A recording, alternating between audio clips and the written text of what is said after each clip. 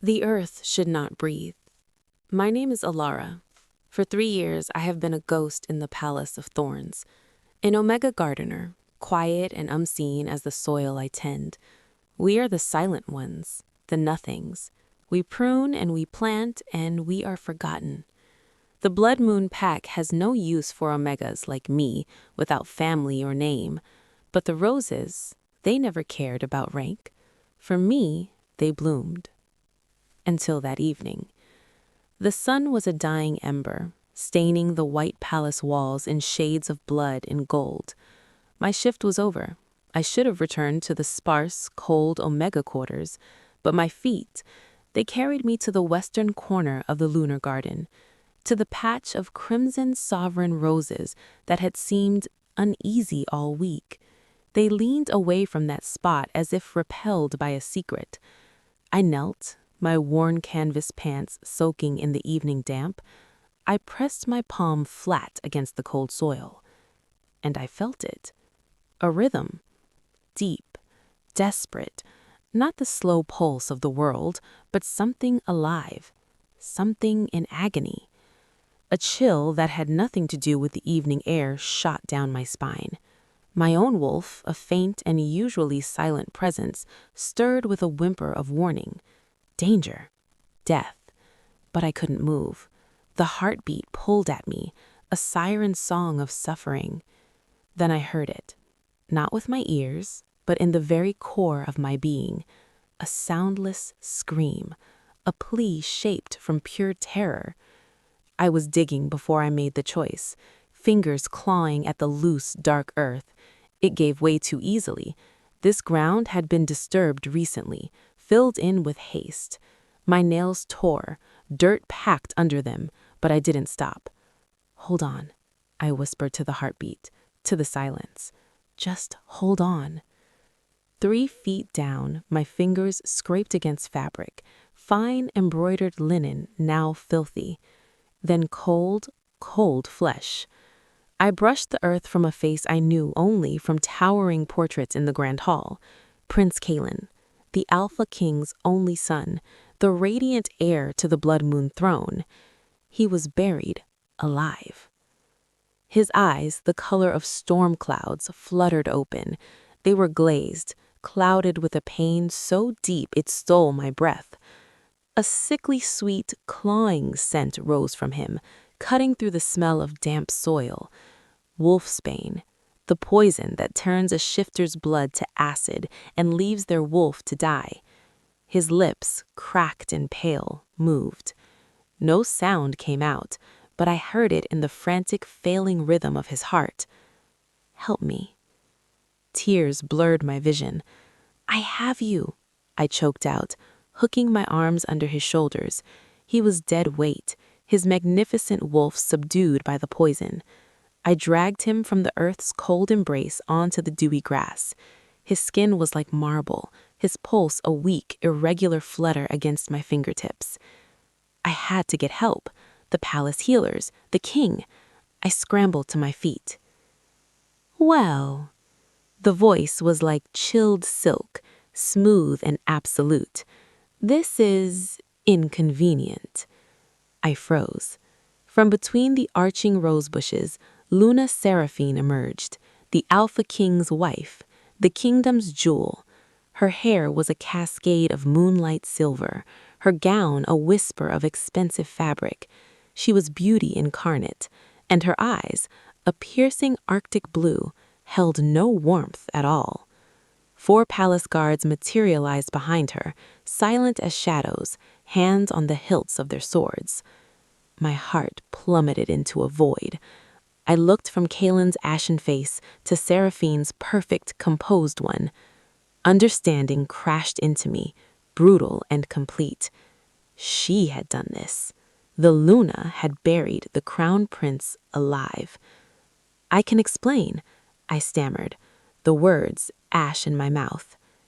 Can you? She tilted her head, studying me as one would study an interesting insect. You've uncovered a tragedy, little gardener. My poor stepson, fleeing his grief, must have taken his own life here. So tragic, so messy. "He's alive!" The protest burst from me. "He needs a healer." "Does he?" She took a step closer, and the sheer force of her alpha presence rolled over me. My wolf cowered, hiding deep within. I trembled, rooted to the spot. What he needs, what the kingdom needs, is a clean end. Leadership cannot be built on the weakness of a heartbroken boy. She gestured to the guards. One stepped forward, his sword gleaming in the twilight. This was it. I would die here for the crime of mercy. My body would join Kaelin's in this unmarked grave. Despair, cold and final, washed over me. "Wait." Seraphine's command stopped the guard. A slow, cruel smile touched her lips. She crouched beside Kaelin, brushing dirt from his cheek with a mockery of tenderness. "He needs to return to the earth, child, and you're going to help him." "I won't." The whisper was barely audible. "You will." Her voice dropped, laced with a promise of horrors. "Because if you don't, I will personally find every Omega you have ever smiled at in this palace.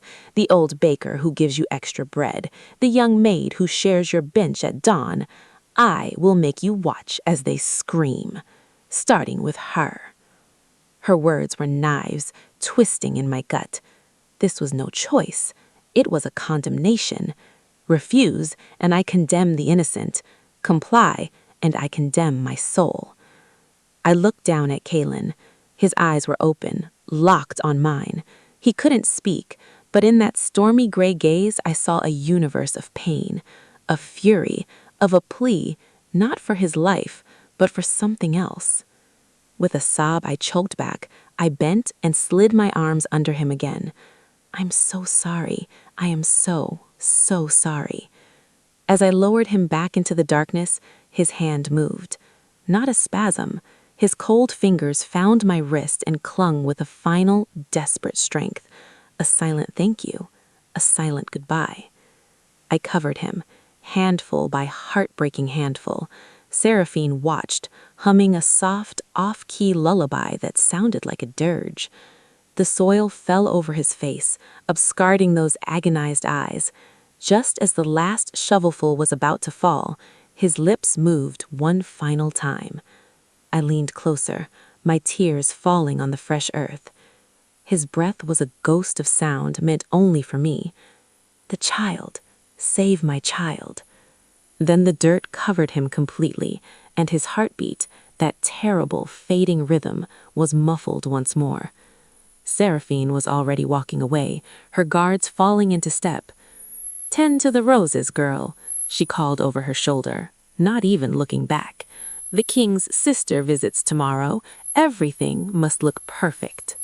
I was left alone in the gathering dark, kneeling on the grave of the crown prince, his final secret echoing in my mind like a thunderclap.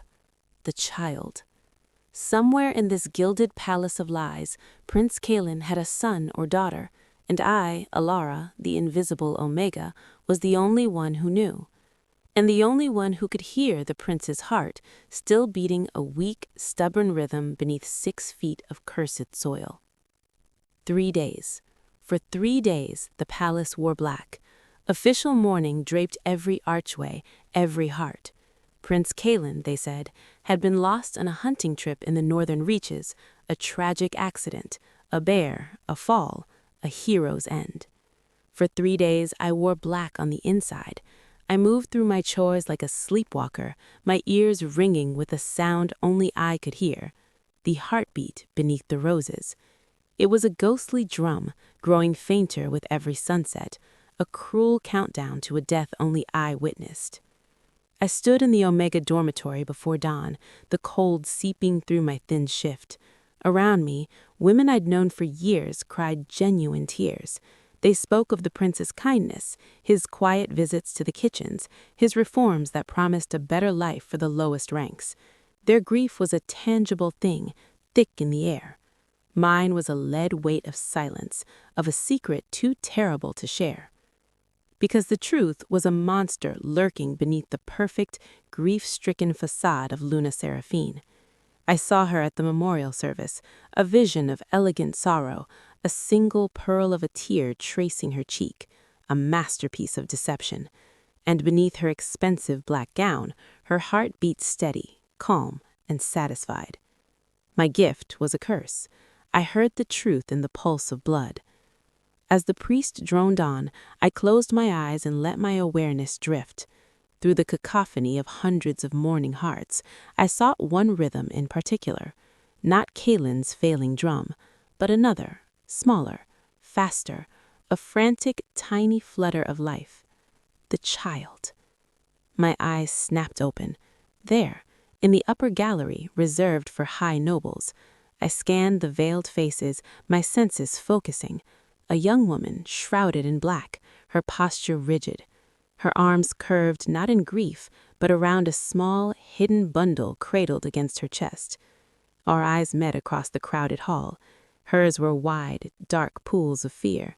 A warning flashed in them clear as day.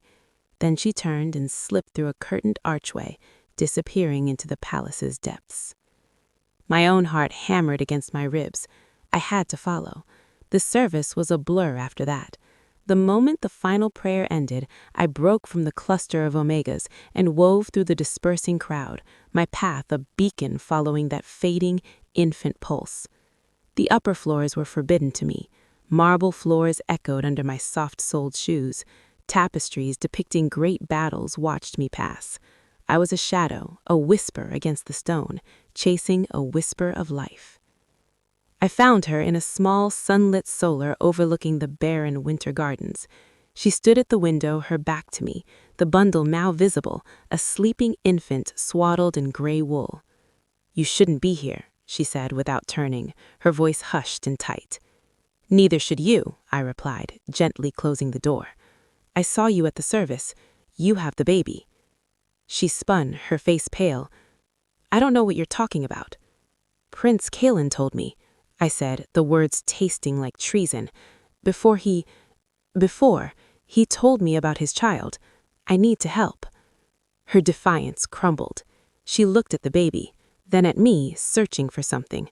Sincerity, perhaps, or salvation. Slowly, she pulled back the woolen edge. I gasped. The baby was perhaps a month old, perfect, with a shock of dark hair and a serene, sleeping face. But it was the energy around her, a soft, shimmering aura my soul sight could barely perceive, that stole my breath. This was no ordinary child. "Her name is Leora," the woman whispered, tears finally spilling over. "I'm Anya. I was her mother's only friend. Her name was Lyra." "Was?" Anya's face contorted. "The Luna.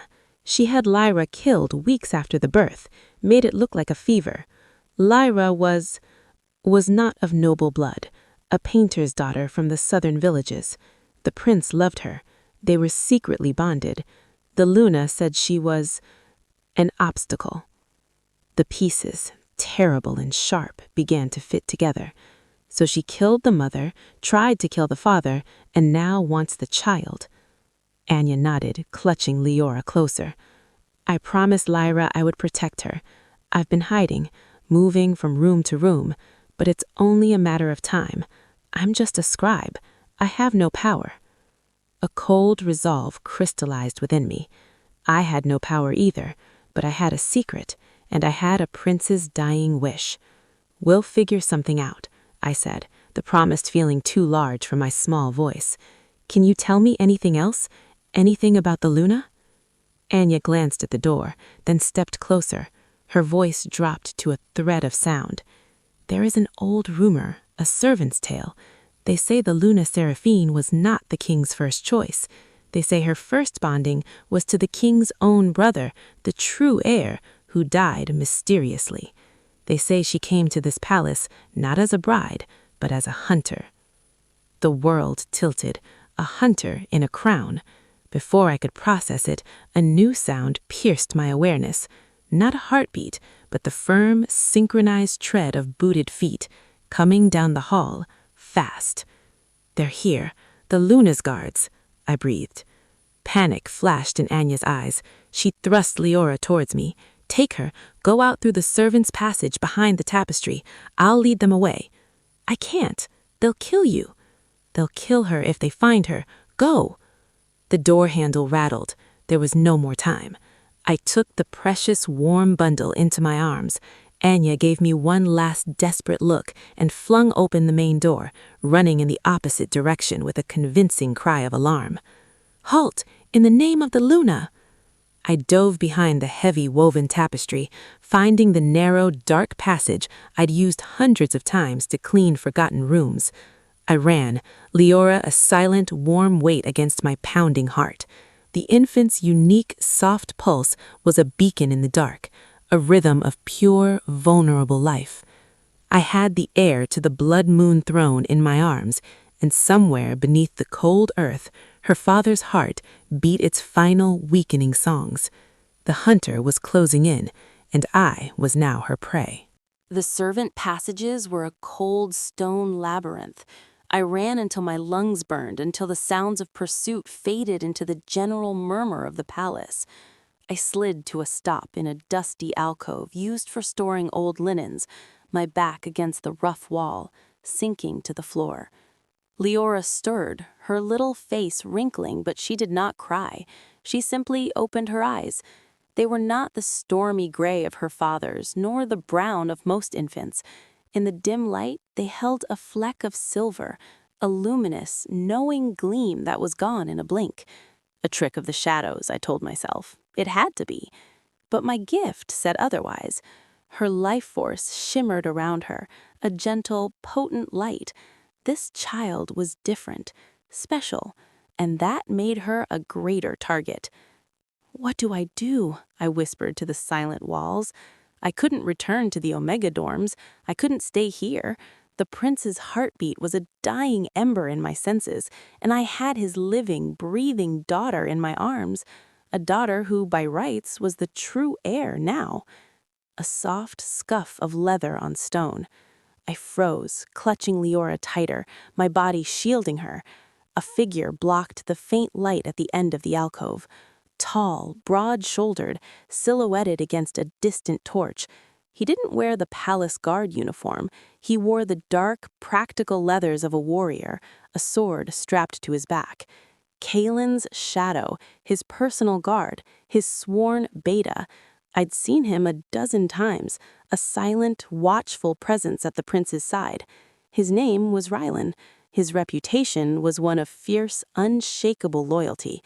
And he was looking directly at me. "Don't run," he said. His voice was low, gravelly, devoid of threat, but full of absolute command. "I've been searching for you for 2 days, Alara." He knew my name. The realization was more terrifying than if he'd drawn his sword. "I don't know what you mean," I stammered, pressing back against the wall. "The Western Rose Garden, 4 nights ago." He took a slow step forward, his eyes a sharp, assessing green, missing nothing. The bundle in my arms, my dirt-stained hands, the terror on my face. "You were there. You found something. Or someone."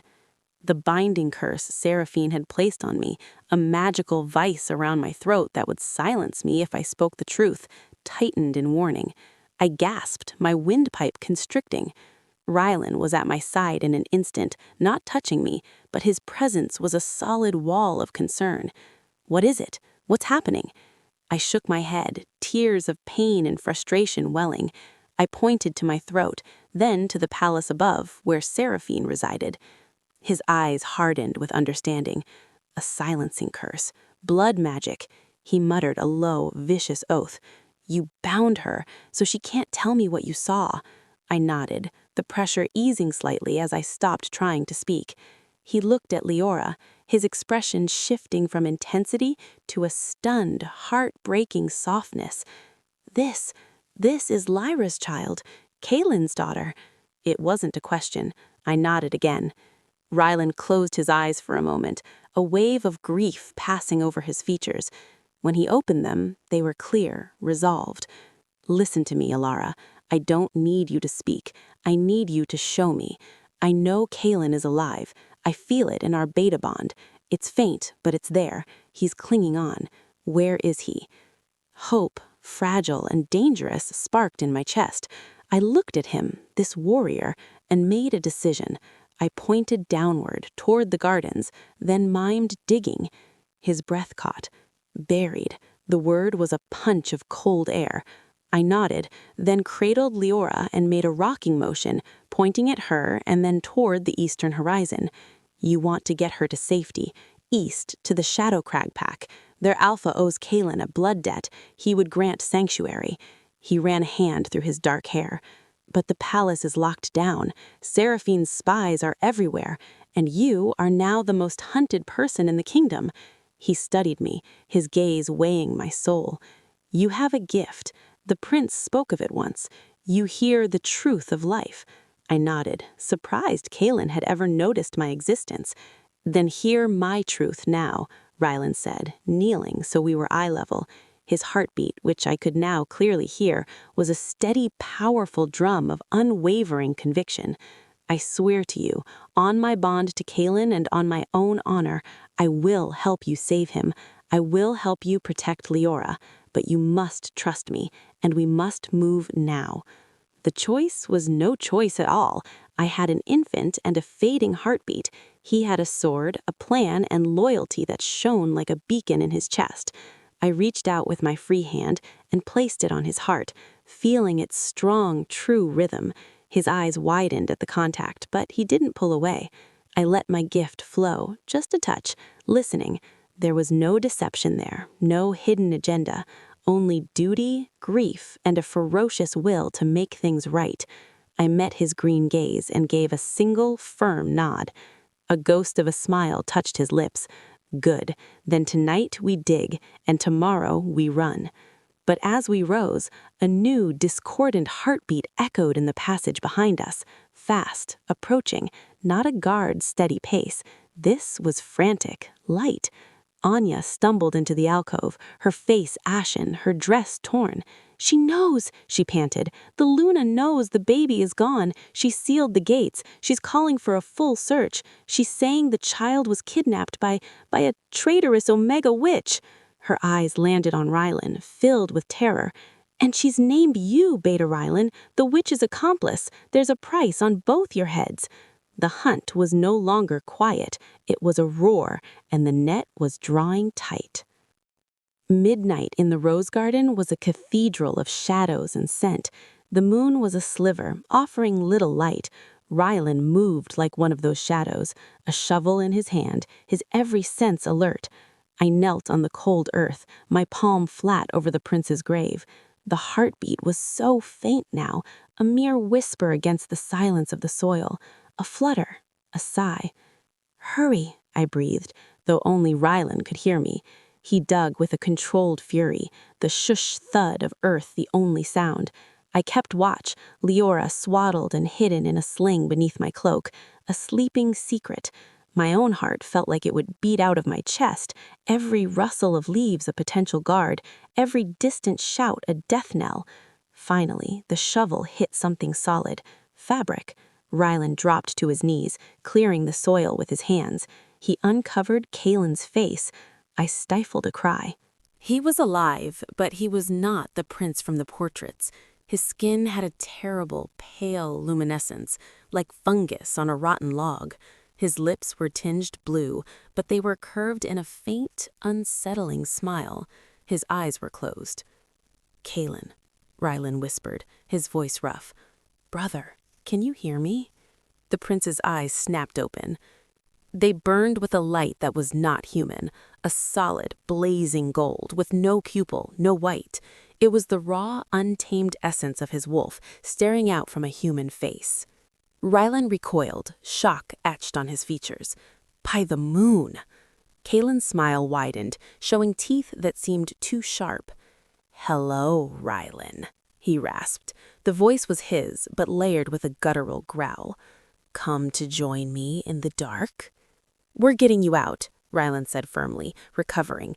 He and I worked together to pull Kalen's from the earth. His body was cold, heavy, limp. The black veins of wolfsbane poison spiderwebbed up his neck. The poison, it's not just killing him, I murmured, my healer's knowledge surfacing.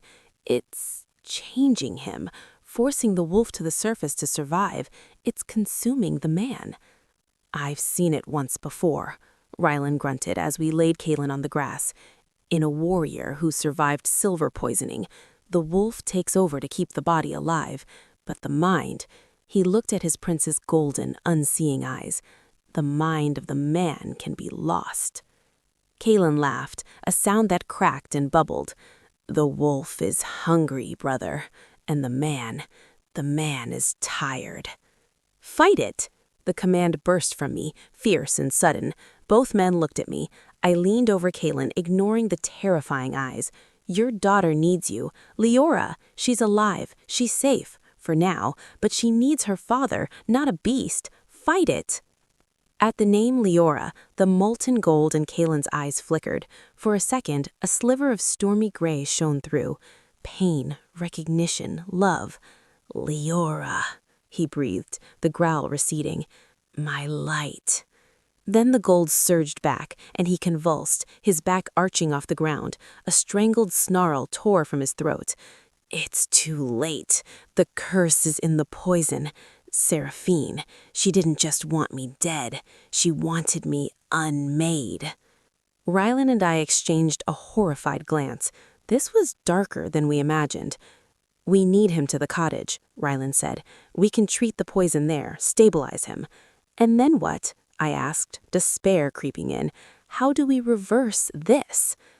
There is a way. The voice was weak, human again. Kaelin was struggling, the man clawing his way back to the surface. His eyes were a turbulent mix of gray and gold.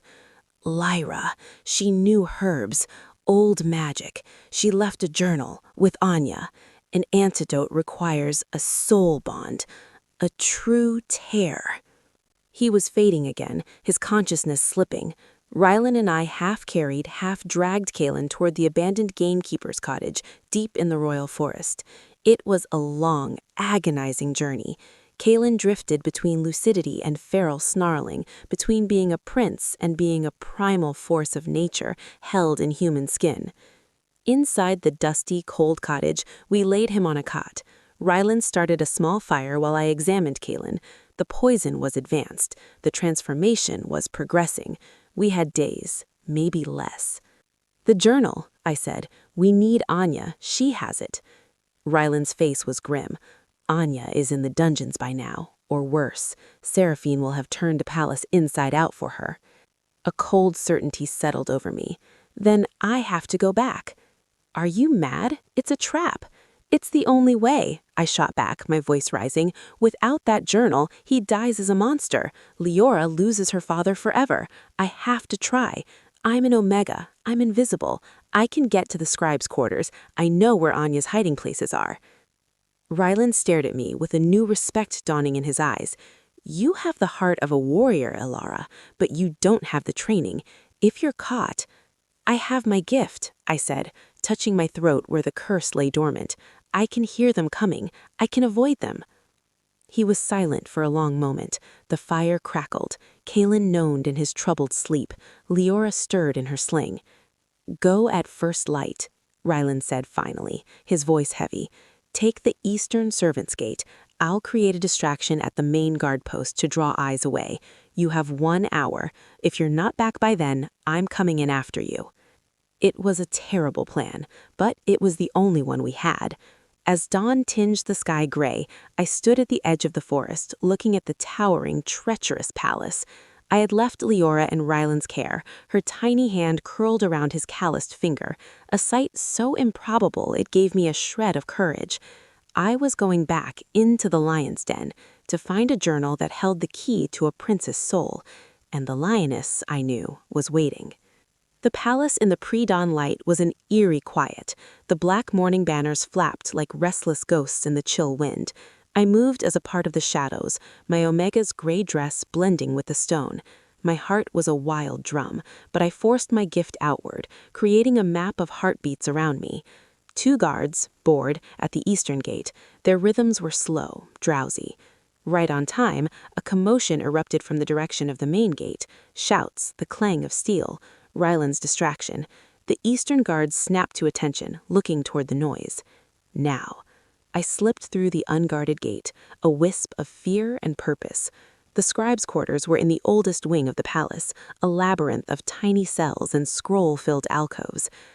Anya's private nook was behind a false panel in the scriptorium wall. I'd helped her organize herbs there once.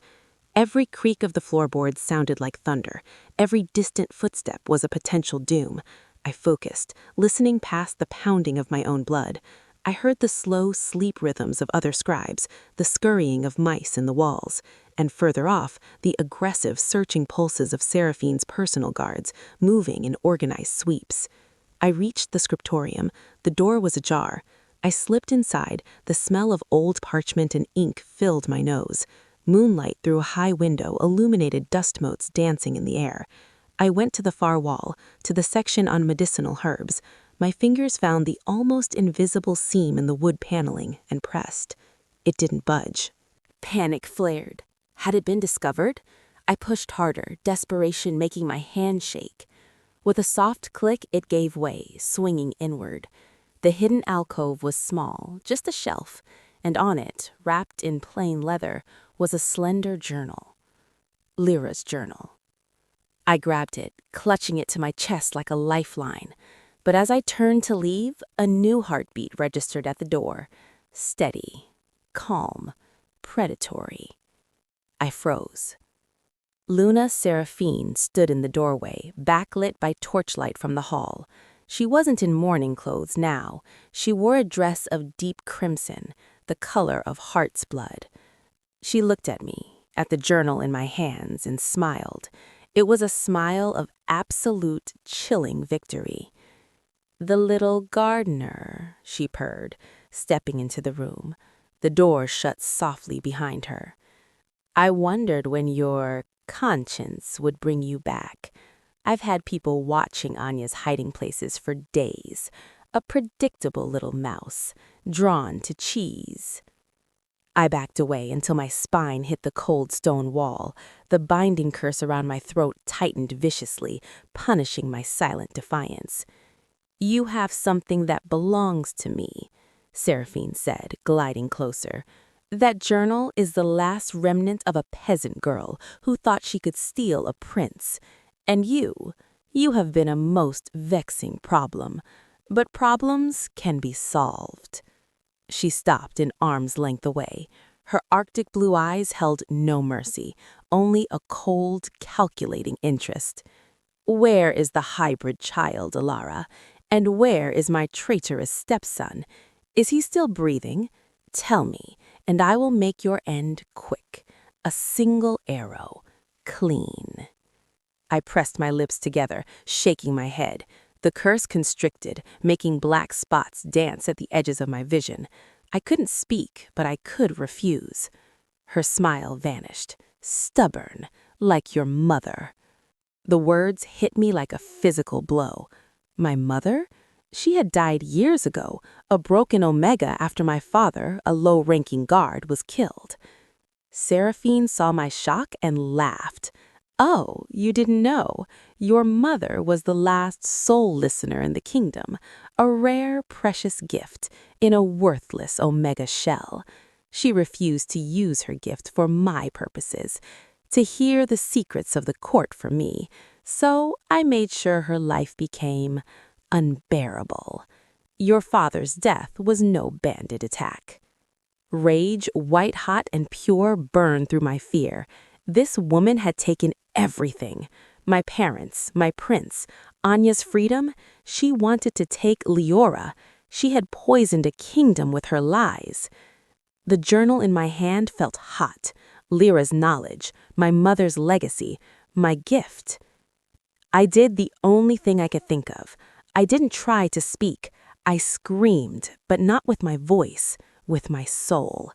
I poured every ounce of my terror, my rage, my grief, my will to survive into a silent psychic cry that echoed through my gift. It was a pulse of pure emotion, a desperate SOS sent not to ears, but to the one heart in the world that might be listening for mine. In the forest cottage, miles away, Kaylin's eyes, struggling between gold and gray, snapped open. He jerked upright, a name he knew he didn't know he knew. Alara! Back in the scriptorium, Seraphine flinched, as if she'd heard a distant, unpleasant noise. What was that? I didn't wait. I ducked under her outstretched arm, bolting for the door. She was faster. Her hand caught my arm, her nails digging in like claws.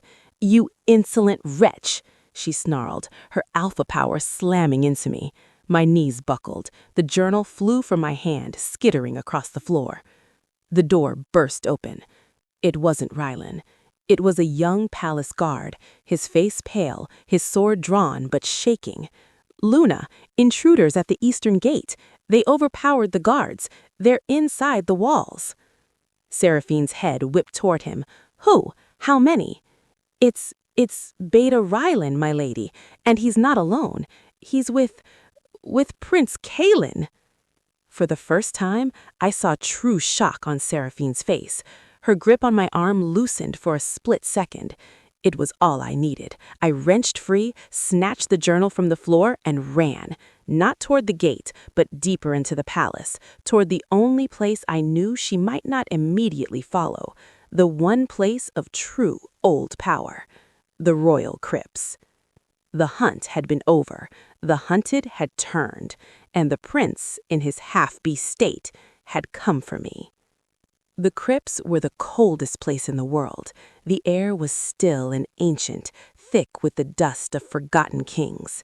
Stone biers lined the walls, the resting places of alpha monarchs whose heartbeats had faded centuries ago. I ran down the central aisle, my breath pluming in the frigid air, the only sound my ragged gasps and the frantic echo of my footsteps. Lyra's journal was a hard rectangle against my chest. My arm ached where Seraphine's nails had bit deep. But worse was the new symphony of heartbeats flooding my senses from above. Chaos, shouts, clashes of steel, and two rhythms I knew as well as my own. Ryland's steady, determined drum, and Kalen's, a wild, stormy tempo, half man, half beast, pulsing with pain and a terrifying, protective fury. He had come. In his ravaged state, he had stormed the palace for me. A part of me soared at the thought. The larger part was gripped by icy terror. He wasn't strong enough. The poison and the transformation would cripple him. Ryland couldn't fight the entire guard alone, and I was trapped in a tomb. I ducked behind the massive stone sarcophagus of Alaric the Wise, pressing my back against the cold carving. I had to think. The crypts had another exit, a forgotten mason's passage that led to the forest, used centuries ago to bring stone. If I could find it.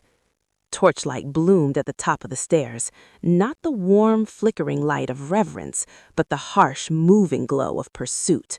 "Find her," Seraphine's voice echoed, stripped of her usual silk, sharp with command. "Check every shadow." Heavy boots began descending the stone steps, multiple guards. Their heartbeats were alert, aggressive. I squeezed my eyes shut, trying to quiet my own pounding heart, to become part of the stone.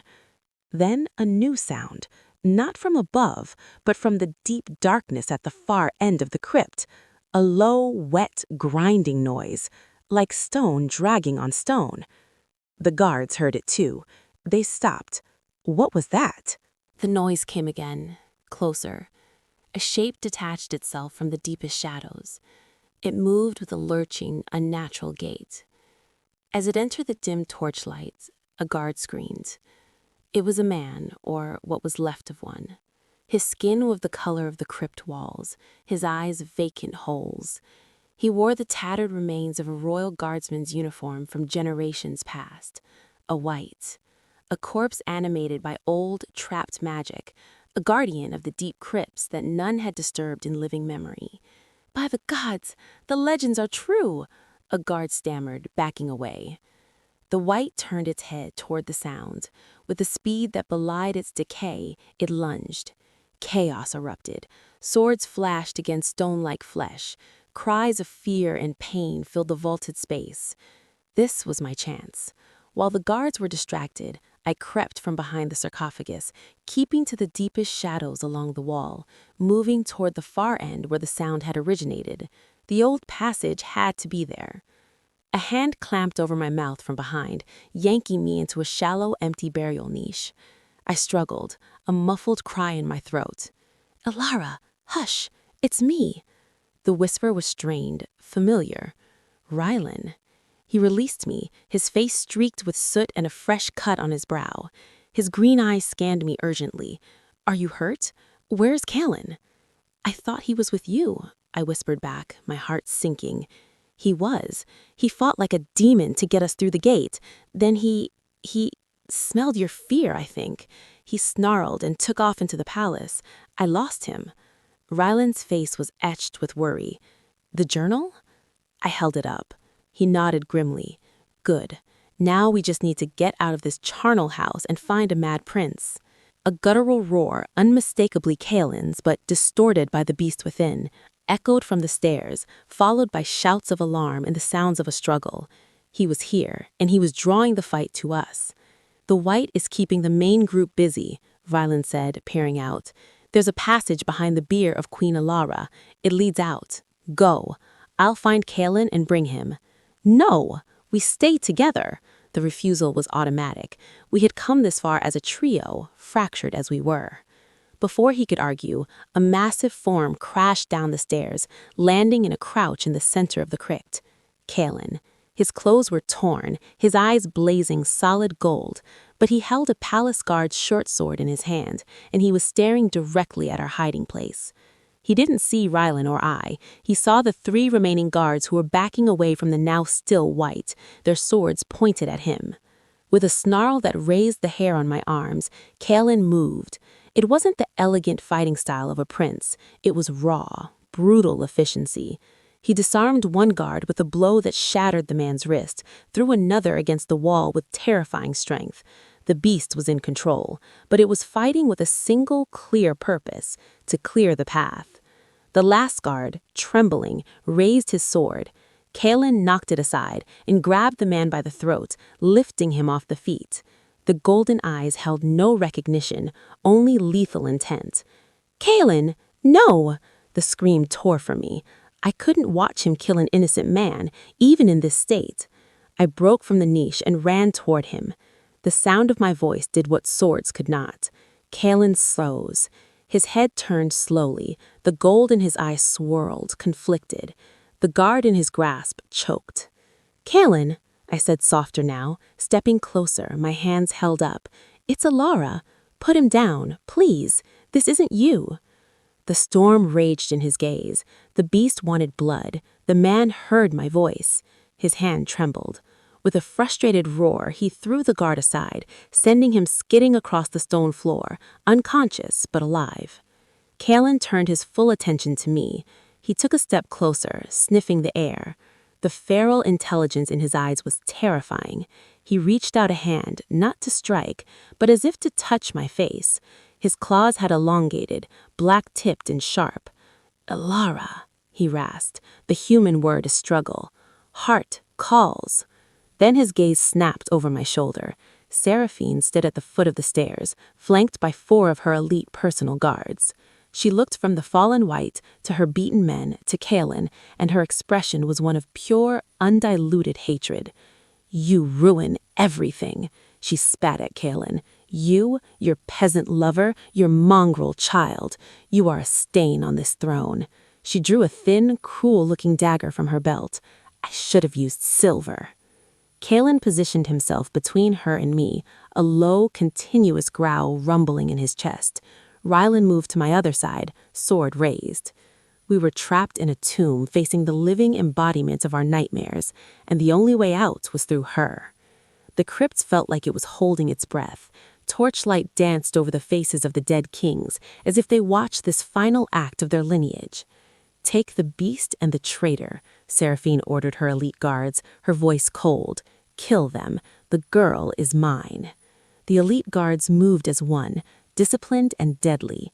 Rylan met 2 of them, his sword a blur of defensive strikes.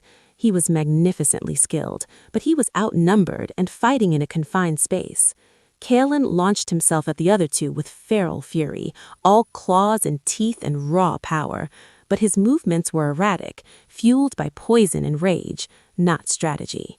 That left Seraphine, her icy eyes fixed on me. She advanced slowly, the dagger glinting. Your gift ends tonight, little soul listener, just like your mother's. I backed away, my mind racing. The journal was in my hand. I had the knowledge, but not the means. The antidote required a true tear from a soul bond. Kalen and I, there was something between us, a connection forged in earth and survival. But was it a bond strong enough? And could I cry such a tear while fighting for my life? You won't win, I said, my voice surprisingly steady. The kingdom will see through you. The kingdom sees what I tell it to see, she sneered, lunging. I sidestepped, the dagger slicing through the air where my arm had been. I had no weapon, no training, but I had my gift. I focused on her heartbeat, a rapid, excited rhythm. I couldn't stop it, but I could unsettle it. I pushed a wave of dissonance toward her, a psychic echo of all the fear she had caused. She faltered, a hand flying to her chest, confusion crossing her face. What are you doing? I didn't answer. I pushed again, this time mixing in the sound of Kalen's snarling pain, the memory of Leora's soft pulse, a tapestry of suffering she had woven. Seraphine staggered, shaking her head as if to clear a buzzing sound. It was a small distraction, but it was enough. I ducked behind another sarcophagus, frantically flipping open Lyra's journal. The pages were filled with beautiful, precise sketches of herbs and elegant script. I scanned for wolfsbane, soul bond, tear. Near the back, on a page stained with what looked like a drop of old water or a tear, I found it. Antidote for the cursed bite. A recipe involving crushed wolfsbane root to call the poison out, and a tear shed not in sorrow, but in selfless love for the afflicted, a tear of pure, willing sacrifice. I had the root. Rylan had taken some from the garden, but the tear...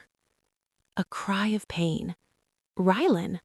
One of the guards had landed a blow, a deep cut across his thigh. He stumbled, his defense breaking. The two guards surrounding Kalen were wearing him down, their blades drawing blood from his arms and shoulders. He was slowing, the beast's energy sapped by the poison. We were losing. Seraphine recovered, her eyes blazing with fury. Enough of your tricks! She came at me again, faster this time. I tried to dodge, but my foot caught on the uneven floor. I fell hard, the journal skittering away. She stood over me, the dagger poised for a downward thrust. Goodbye, ghost. A silver blur shot past her, not a blade, a small wrapped bundle that thumped softly against my chest. I caught it instinctively. It was warm. It pulsed. Leora. I looked up, stunned. Anya stood at the crypt entrance, pale and trembling, one arm hanging uselessly at her side. She must have escaped, followed the chaos. She had brought me the baby. Her heart, Anya whispered, then collapsed. Seraphine stared, momentarily transfixed by the appearance of the child she sought to destroy. In that frozen second, everything became clear. This wasn't just about saving Kalen. It was about saving a future. It was about Leora having a father. It was about a kingdom having a true heart. The love that swelled in me wasn't a romantic fantasy. It was a fierce, protective, all-encompassing love for this broken family, for the justice they deserved, for the light Leora represented. I looked from the baby in my arms to Kalen, who was on his knees now, still fighting, still trying to get to me. I thought of his smile in the portraits, his whispered plea for his child, his struggle against the darkness inside him. A hot tear welled in my eye, not of fear for myself, but of an overwhelming sorrowful love for his pain and a defiant hope for his future. It spilled over, tracing a warm path down my cheek. The tear fell onto the bundled wool covering Leora. A soft, silvery glow emanated from the spot where it landed, not from the baby, but from the tear itself. It shimmered with a pure, potent light. The recipe, a true tear. I scrambled for the small pouch at my belt where Rylan had placed the wolfsbane root. My fingers, numb with cold and fear, fumbled with the tie. Seraphine, snapping out of her stupor, raised the dagger again. "Kaelin!" I screamed. With a final explosive strength, he broke free from the guards, knocking them aside. He crossed the space between us in 2 bounds, placing his body as a shield over mine and Leora, just as Seraphine struck. The dagger meant for my heart sank into his shoulder instead. He didn't cry out. He just looked at me, the gold in his eyes receding like a tide, leaving only exhausted, storm-gray clarity. "Elara," he breathed. I had the root crushed in my palm. I cupped his face, catching the shimmering, glowing tear from Leora's blanket with my other thumb. I mixed them together on my palm, the substances fusing into a single, pulsating drop of liquid silver. "Trust me," I whispered, and I pressed my palm and the antidote against his lips. The world held its breath. Kaelin's eyes went wide. He convulsed, a violent tremor racking his frame. He fell back from me, curling in on himself as a silent scream contorted his features. Black tendrils of smoke, the visible essence of the cursed poison, seeped from his pores, from his mouth, dissolving into the cold crypt air with a hiss. The golden fire in his eyes guttered and died, leaving only the clear, stormy gray, clouded with agony, but profoundly, undeniably human. Across from us, Seraphine stared, the bloody dagger dangling from her hand, her face a mask of disbelief. "No, it's not possible. The witch's magic." Her guards, seeing their prince transformed, seeing the eerie smoke, hesitated. Rylan, leaning against a bier, bleeding but alert, saw the opening. "Lay down your arms," he commanded, his beta voice ringing with authority. "By order of your crown prince." The guards looked at Rylan, to Kaelin, who was slowly, painfully pushing himself to knees. The feral aura was gone. In its place was the weary but unmistakable dignity of royalty. One guard's sword clattered to the stone floor, then another. Seraphine was alone. Kaelin stood. He was pale, wounded, his clothes in tatters, but he stood tall. He looked at the woman who had been his stepmother, his would-be murderer. There was no rage in his gaze now, only a deep, infinite sadness and a final, steely resolve. "Seraphine of the House of Frost, you are accused of treason, murder, and the use of forbidden magic. Your reign of lies ends now." She laughed, a high, brittle sound that echoed madly in the crypt. "My reign? You think this is over? You are a poisoned weakling. The kingdom will never follow you." "They will follow the truth," a new voice echoed from the stairs. We all turned. Framed in the doorway, supported by 2 aged but loyal-looking counselors, was Alpha King Farron, Kaelin's uncle. He looked frail, his face gaunt, but his eyes burned with a long missing fire. The magical coma Seraphine had held him in was broken, perhaps by the surge of powerful healing magic from the antidote, perhaps by the sheer will of a king hearing his kingdom in peril. "I have heard enough," the king said, his voice like grinding stone. "I have been a prisoner in my own mind, forced to listen to your whispers, your poisons. No more." The last vestige of color drained from Seraphine's face. The king's awakening was her final, catastrophic defeat. "Guards," the king said, nodding to the men who had just disarmed, "take her to the Iron Tower. She will await a public tribunal." As the guards moved toward her, Seraphine's defiance crumbled into sheer, venomous spite. She pointed a shaking finger at me, still cradling Leora. And what of that? That creature in her arms, the hybrid abomination, will you let that sit on the blood moon throne? The king's gaze fell on Leora. He stepped forward, slowly, leaning on his cane. I held my breath, pulling Leora closer. He stopped before me, his ancient eyes studying the baby's face. Then he did something that stunned the room. He reached out a wrinkled hand and very gently touched Leora's cheek. A single tear traced a path through the dust on his own face. "My grandniece," he whispered, "you have your father's strength and your mother's light." He looked at Kaylin, then at me. "She is the future, and she is under the protection of the crown." It was a decree, a royal pardon and blessing in one. Seraphine made one last desperate lunge, not for the king, not for Kaylin, but for me and the baby. A final act of malice. She never reached us. Kaylin moved, a flash of residual protective speed. He caught her wrist, twisting the dagger from her grip. He held her there, not with violence, but with an immovable strength. "It's over, Seraphine," he said quietly, for her ears only. "Your hatred ends here. You will not touch them. You will not even look at them again." The fight left her completely. She went limp, a broken doll, as the guards took her arms and led her away, up the stairs and into the dawn light she would not see as a free woman again. Silence descended, broken only by Ryland's pained breathing and the soft coo from the bundle in my arms. The king placed a hand on Kaylin's good shoulder. "Come, nephew, we have a kingdom to heal. And you," he said, looking at me with those wise, weary eyes, "have a young charge who needs her family. You are all welcome in the royal halls." Exhaustion, delayed and total, crashed over me. The adrenaline seeped away, leaving my limbs weak.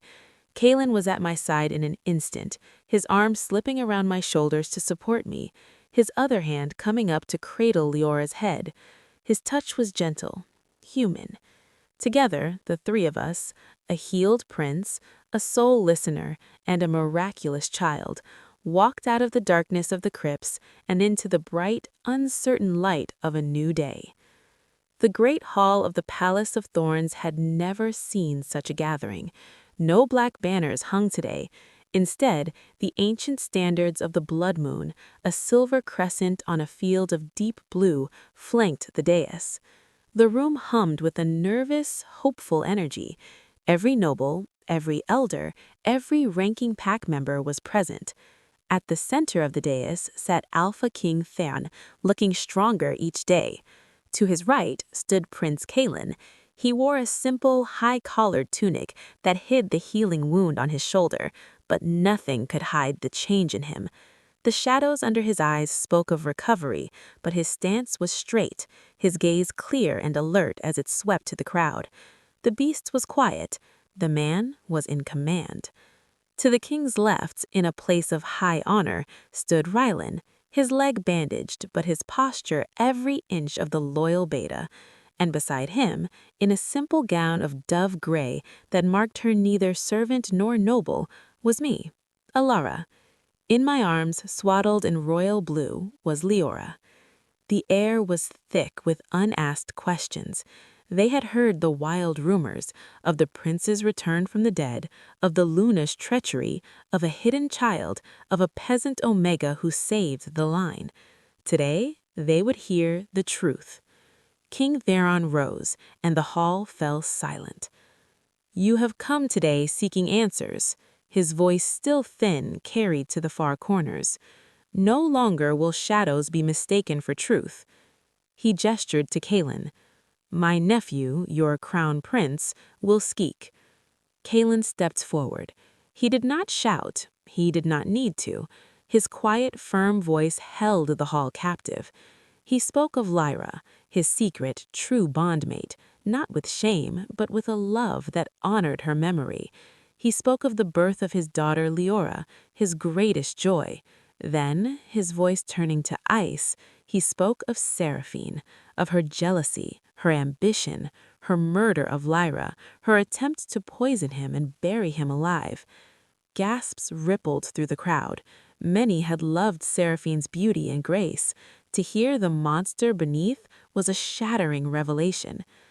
I would have died, Kalen said, his gaze finding me in the crowd, buried and forgotten, if not for the courage of one person, a woman whose gift is to hear the truth of life itself. She heard my heart when the world thought it silent. She unearthed me. She protected my daughter when her own life was the price. She found the means to cure the uncurable poison. He paused, letting his words sink in.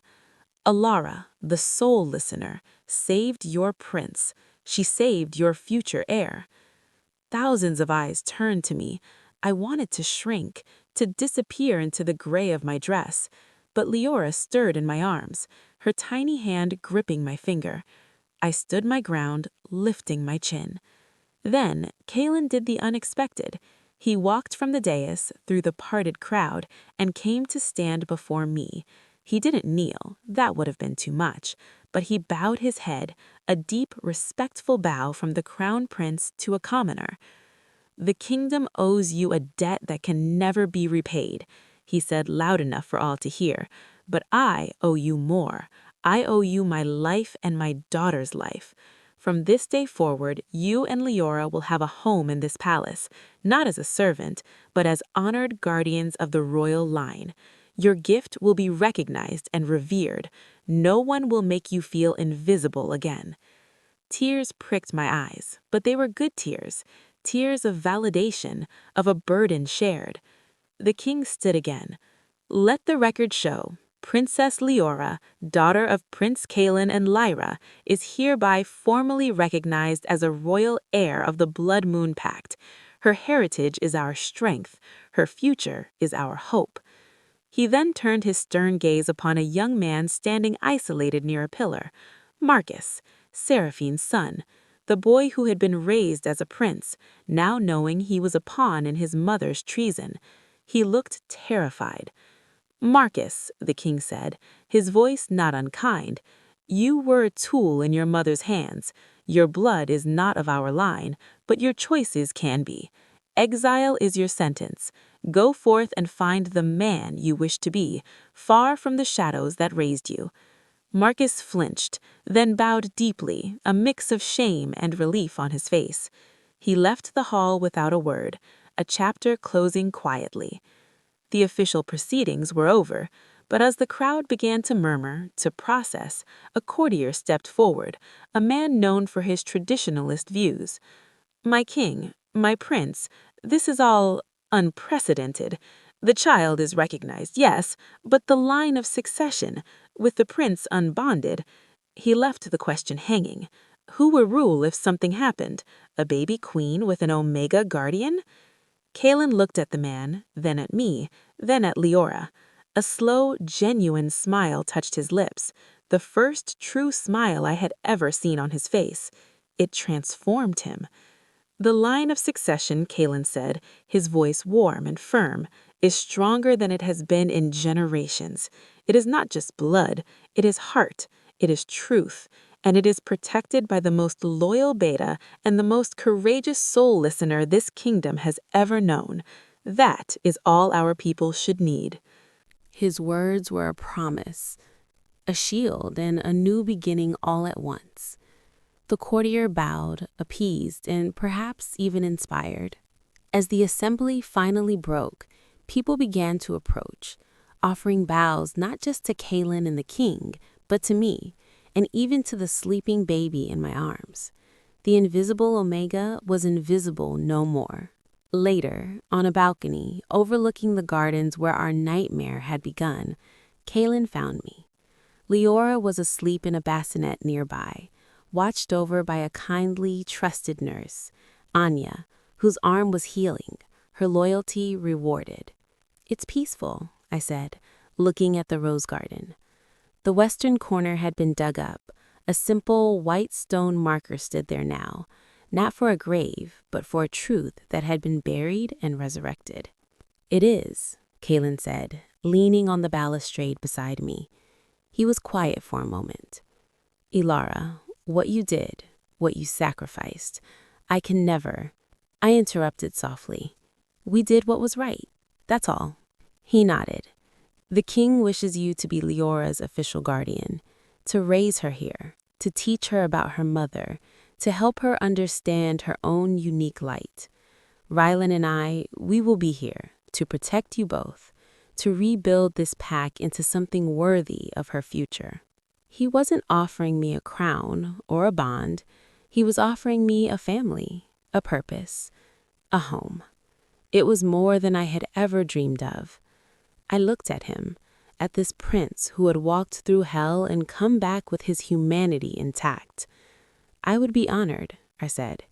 And for the first time, standing in the sunlight with the scent of roses on the air, the future didn't feel like a burden. It felt like a dawn we had all fought for together. Weeks turned into months. The Palace of Thorns slowly shed its old skin. The whispers of intrigue were replaced by the sounds of reconstruction, both of stone and of trust. I was given chambers adjacent to the royal nursery, spacious and filled with light. Books on healing and herbology, sent by the king himself, lined new shelves. My omega gray was gone, replaced with simple, well-made dresses in soft blues and greens, the colors of the sky and the forest. My primary duty, my joy, was Leora. She grew like a weed, her dark hair curling, her eyes settling into a striking, clear silver that held a knowing depth. She was a happy baby, serene and observant. And she was different. Plants seemed to perk up when she was carried past. Sometimes, in her sleep, the mobile above her crib would turn with no breeze. She was her mother's daughter, a witch in a world of wolves, our secret to nurture and protect. Kalen was true to his word. He was a constant presence, not as a suitor, but as a father and a friend. He spent hours with Leora, telling her stories of Lyra, describing her laughter, her talent with a paintbrush. He included me in council meetings when matters of pack welfare or justice were discussed, valuing my soul sight as a way to gauge truth. Rylan, fully healed, was our steadfast shadow, his loyalty now encompassing both prince and princess, and, to my quiet amazement, me. One afternoon, we were in the sun-drenched nursery. Kalen was on the floor, making a carved wooden wolf gallop for a giggling Leora. Rylan was by the window, sharpening a dagger, a picture of contented vigilance. I was sorting herbs, the peace a tangible blanket around us. The tribunal for Seraphine is tomorrow, Kalen said, his voice neutral, though a shadow crossed his face. It will be public. Her crimes will be listed. The sentence will be permanent exile, stripped of all title and connection to the pack. I shuddered. Do you think she's truly gone, her influence? Rylan answered, his tone grim. Her network is dismantled, but hatred like hers doesn't vanish. It waits. We must always be watchful. Just then, Leora, who had been focused on the wooden wolf, turned her head and pointed a chubby finger at a vacant corner of the room. She gurgled, a happy, bubbling sound. We all looked. There was nothing there, but I felt it.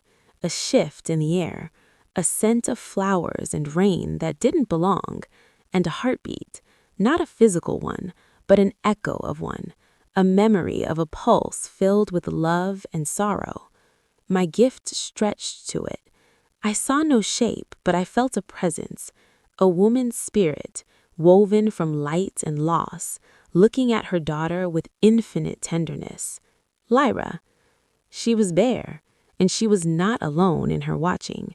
My gaze was drawn to the doorway. A faint, shimmering outline of another woman stood there, gentler, with kind eyes that reminded me of my own. My mother, the last sole listener. She smiled at me, a smile of pride and peace, before both apparitions faded like mist in the sun. Ilara? Kalen's voice was concerned. I blinked, the warmth of the room rushing back. Leora had gone back to her toy, cooing. "It's nothing," I said, a strange certainty filling me. Just a feeling that we're not alone and that we're exactly where we're meant to be. Kalen studied me, then nodded, accepting my words. He understood now that my world held layers he could not see. Later that night, I couldn't sleep. The encounter lingered. I wrapped a shawl around my shoulders and walked to the quiet library. Moonlight streamed through the tall windows. As I reached for a book, a small leather-bound volume on a high shelf caught my eye. It was old, its title etched in fading gold. Chronicles of the Soul Listeners. My heart leapt. I pulled it down, and as I opened it, a pressed flower, a blue forget-me-not, fell from the pages, and next to it, in a familiar, elegant script, was an inscription. "For my daughter, Ilara, may you always hear the truth and never be afraid to speak it. Your gift is not a curse, but a compass. Follow it to your family. I love you, Mother." Tears flowed freely now. She had left this for me. She had known somehow that I would find my way here to a different kind of family, that my compass had led me to a prince in the earth, a child in the dark, and a destiny I never sought but now cherished. I heard a soft footstep. Kalen stood in the doorway, drawn by the light. He saw the book in my hands, the tears on my face. He didn't ask. He simply walked over, took the book, looked at the inscription, and then at me. "She would be so proud of you," he said softly. "They both would be," I replied, thinking of Lyra. He placed the book gently back in my hands. "We have a lot of history to learn and a lot of future to write, together." It wasn't a declaration of romantic love. It was something deeper, forged in shared trauma and shared hope. It was a vow of unity, of a pack rebuilt not just on bloodline, but on bond, on truth. As we stood there in the moonlit silence, I knew the whispers of the past were finally at peace, and the song of the future, led by the heartbeat of a silver-eyed princess, was just beginning. 5 years. The Palace of Thorns was no longer a place of whispered secrets and cold corridors. It had become a home filled with light and laughter, the stone walls seeming to breathe in time with the vibrant life within them. In the sun-drenched royal gardens, now overflowing with herbs, healing flowers, and of course the magnificent crimson sovereign roses, a little girl with wild, dark curls and eyes the color of liquid silver chased a bright-winged butterfly. Princess Leora, at 5 years old, was a storm of gentle curiosity and quiet power. The roses leaned toward her as she passed, not away. I watched from a stone bench, a basket of newly picked moon-bloom thyme in my lap. My official title was Royal Guardian and Keeper of the Soul Lore. In practice, I was Leora's teacher, her protector, and the mother of her heart. The bond between us was a living thing, as tangible to my senses as the sun's warmth. "Ilara, look, it's dancing just for me," Leora called, her laughter like wind chimes. "I see it, little star," I called back, my own heart full. A shadow fell across the path, not a threatening one, but a familiar, comforting presence. Rylan, now captain of the Royal Guard, approached. The years had added a few fine lines around his eyes, but his posture was as solid as the palace foundations, and his gaze, when it landed on Leora, softened into something akin to awe. "The northern envoys have arrived," he said, coming to stand beside me. "They're asking for an audience with the silver-eyed princess. Word of her unique nature has spread." A flicker of the old protectiveness stirred in me. "She's just a child." "She's the heir to the Blood Moon throne," Rylan corrected gently, "and a child of both wolf and witch. The world is curious, but they will only see what we allow them to see." His tone was firm. His loyalty was our fortress. I nodded, trusting him completely. "Where's Kalen?" "He's finishing with the council. He'll meet the envoys with us." Rylan's gaze followed Leora as she finally let the butterfly go, her face radiant. She has her first shift soon. The thought sent a thrill of both excitement and anxiety through me. A royal child's first shift was a monumental event, an undeniable public affirmation of their wolf nature. But Leora was not purely wolf. What would her shift be like? Would her witch blood alter it? We had kept her abilities subtle, the happy plans, the way she could calm a crying infant in the nursery with a touch. But a shift was undeniable. "We'll be with her," I said, more to reassure myself. "Always," Rylan vowed. That evening, the Great Hall was again full, but the atmosphere was one of celebration, not trial. Envoys from the northern Snowfang pack, burly men and women with frost in their hair, stood before the dais. King Theron, who had officially passed the mantle of regent to Kaelin 2 years prior, sat proudly at his side, a beloved elder. Kaelin stood to address them. He had grown into his role with a quiet, steadfast strength. The scars of his ordeal were internal, manifesting only as a profound depth to his character, a wisdom that made even the oldest counselors listen. He wore his authority lightly, but no one doubted it. "We welcome the Snowfang pack to our halls," Kaelin said, his voice carrying easily. "Prince Kaelin, we come bearing gifts of ice gems and fine pelts, and we come with curiosity. Tales of your heir, blessed with silver eyes, have reached even our frozen peaks. It is said she carries old magic." The hall grew still. This was the delicate part. Kaelin did not flinch. He smiled, a genuine, open expression. "My daughter, Princess Leora, is indeed blessed. She carries the strength of the wolf and the gentle spirit of her mother, a healer of great heart. In the Blood Moon, we believe diversity is strength, not a weakness." He turned and gestured. From a side door, I entered, holding Leora's hand. She wore a simple dress of white and silver, her curls tamed into a single braid. She was not shy. She walked with the innate grace of royalty, her strange, beautiful eyes taking in the northerners with fearless interest. A murmur, not of fear but of wonder, rippled through the hall. Her presence had a calming effect. The nervous energy dissipated. "This," Kaelin said, his voice full of unmistakable pride, "is our future, Princess Leora." The lead envoy knelt, not just in protocol, but in clear respect. A rare light indeed. The Snowfang pack honors her. The audience was a success. It set a precedent. Leora would be known, celebrated, and protected. Later, in the private royal family chambers, Leora played with a set of carved animals by the fire. Kaelin, Rylan, and I shared a pot of tea. "They were testing us," Rylan said, staring into the flames, "seeing if we were ashamed of her magic." "And we showed them we are not," Kaelin stated. He looked at me. "You were the one who taught us that, to see difference not as a flaw but as a gift." Before I could reply, Leora looked up from her toys. "Papa, when will I get my wolf? Elara says it's like having a friend inside you." The three of us exchanged a look. The time had come. "Soon, my heart," Kaelin said, moving to sit on the floor beside her. "Very soon, and when you do, we will be there, all of us, your pack." The full moon of her 5th birthday was in 3 nights.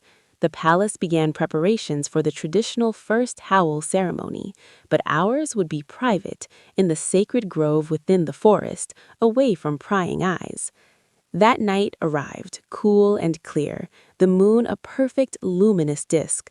The sacred grove was an ancient circle of towering oaks, their branches forming a natural cathedral. Only the 4 of us were there, Kaelin, Rylan, Leora, and I. Leora stood in the center, dressed in a soft shift, her small face serious. Kaelin knelt before her. "Remember, little star, your wolf is not a stranger. It is you. Let it come. Don't be afraid." She nodded, closing her silver eyes. The moon's light seemed to concentrate on her. We felt it before we saw it, a pulse of energy, warm and wild, flowing from her. The air shimmered. There was no painful bone crunch or violent transformation. Instead, a soft silver-white light enveloped her. When it faded, standing where the girl had been was a wolf pup, but not an ordinary wolf. Her fur was the same silver white as the moonbeam, so pale it seemed to glow. Her eyes remained that brilliant, intelligent silver, and curled softly at her brow, almost like a crown, were two tiny, velvety nubs, not the horns of a beast, but the subtle buds of a young doe. A perfect fusion, the form of a wolf, the essence of the forest witch, and the soul of a princess. She was exquisite, a living miracle. Leora the wolf pup tilted her head, then let out a small, high-pitched, joyful yip. It was her first howl. Tears streamed down my face. Kalen had tears in his own eyes as he reached out. The pup nudged his hand, then bounded over to Ryland, who laughed, a rich, full sound of pure joy, and scratched her behind the ears. Finally, she came to me, pressing her warm, silky head against my knee, her silver eyes looking up with boundless love. In that moment, under the ancient oaks and the watchful moon, our family was complete and perfect. We were not bound by conventional labels, but by something stronger: choice, loyalty, sacrifice, and a love that had defied death and darkness. The princess of the blood moon had found her wolf, and we had found our forever. 10 more years turned the page. The Palace of Thorns stood as a beacon of a new era. King Theron had passed peacefully in his sleep, surrounded by love, leaving the kingdom in the secure hands of his nephew. Prince Kalen was not called king, nor did he seek the title. He ruled as regent, a steadfast guardian for the true heir who was blossoming into her destiny. I stood on the same balcony where, a lifetime ago, I had trembled as an invisible Omega. Now, I looked out over a kingdom at peace. The gardens below had been expanded under my direction into a vast healing sanctuary, open to all pack members. It was my legacy, a tapestry of living green where Omegas trained as healers alongside Alphas and Betas.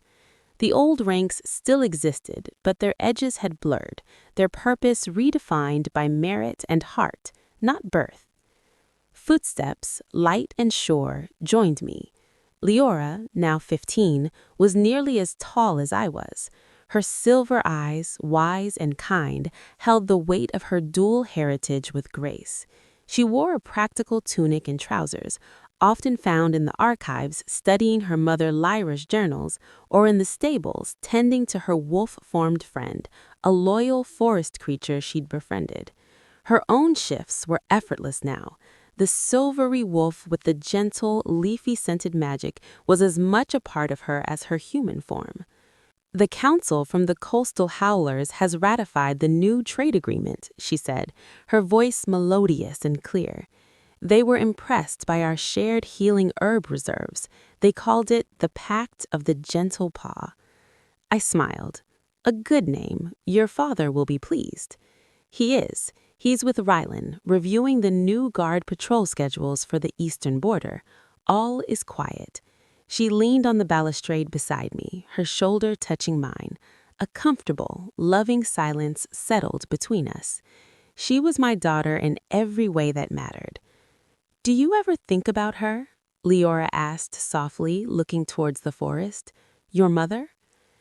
"Every day," I answered honestly. "And yours? They are in the wind, in the growth of the gardens, in the peace we've built. They are not gone, Leora. They are the foundation." She nodded, understanding. "Sometimes in the deep forest I feel a guidance, a warmth. I think they watch over us." "I know they do," I whispered. The doors to the balcony opened again. Kalen and Ryland stepped out, their conversation halting as they saw us. Time had been kind to them both. Kalen's storm-gray eyes were calm, the storms now only memories. Ryland's hair was touched with silver at the temples, but his posture was that of a man completely at peace with his place in the world. They came to stand with us, the four of us forming a quiet circle overlooking our kingdom. It was a familiar formation, our family unit. The messenger from Shadowcrag came, Rylan said, a hint of smile playing on his lips. They've invited the Silver Princess for a state visit.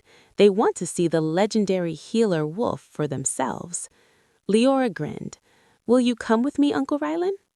To the ends of the earth, Princess, he said, the old vow as true as ever. Kalen looked at me, his gaze holding a depth of gratitude and affection that needed no words. We had walked through fire together. We had buried lies and nurtured truth. What we had built was not a fairy tale romance, but something more enduring, a partnership, a deep and abiding love forged in respect and shared purpose. He was my dearest friend, my trusted co-regent, the father of my heart's child. The garden is thriving, Alara, Kalen said, nodding towards the sanctuary below. You've given the pack a living heart. We all have, I corrected, my hand finding Leora's. This future, we built it together. The sunset painted the sky in hues of rose and gold, mirroring the crimson sovereigns in the garden below. In the distance, from the training grounds, the happy shouts of young wolves training without malice echoed. From the healing sanctuary, the gentle chime of a wind song instrument played by an Omega healer drifted up. Later that evening, we shared a simple meal in the family quarters. The regent, the captain of the guard, the royal guardian, and the princess heir. The conversation was easy, filled with plans for Leora's visit, updates on pack families, and Ryland's dry humor. It was normal. It was perfect. As Leora and Ryland debated the best route to Shadowcrag, Kalen touched my hand. Walk with me? We left them to their planning and descended into the moonlit gardens. We stopped at the white stone marker in the western corner, no longer a place of dread, but a memorial of resilience. Then we walked to the newest section, a grove of saplings planted in Lyra's and my mother's names. Do you ever wonder what would have happened? Kalen began, his voice quiet. If I hadn't heard your heartbeat? I finished.